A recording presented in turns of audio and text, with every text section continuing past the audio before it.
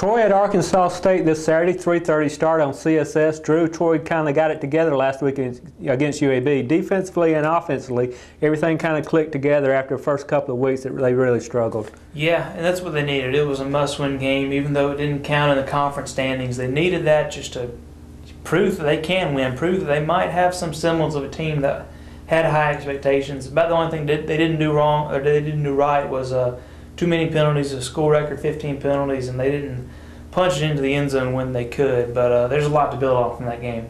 Well, and the passing game really came to life with Levi Brown and his receivers. The running game, still some problems there, though. Yeah. Well, they just didn't run the ball enough. I think DeJuan Harris ran the ball 12 times for 60-something yards.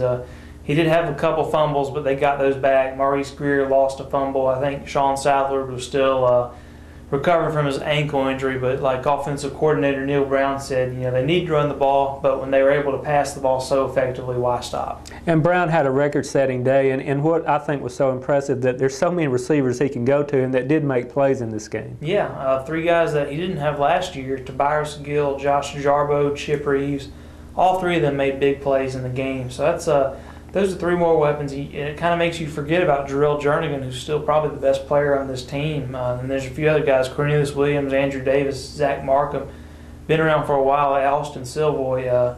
So there's a lot of weapons Levi has to throw to. If he gets the time to throw, he's going to be able to put up some big numbers. The defense played very well against a very good quarterback, and this is a team that had scored a bunch of points in their first two games, but Troy pretty much shut them down. Yeah, just one touchdown, and that was in the fourth quarter. They had a game plan. They did it well. The defensive backs got a lot better. The young guys, Barry Valson, made a nice interception on play that he was beaten on a little bit, but he showed his athleticism. Those two guys, Valson and Brian Willis, they're athletic. They still can't let corners get behind or receivers get behind them. They did a much better job of that against UAB. Of course, we're going into Sunbelt play now. This is where it really starts. Your season really begins for Troy.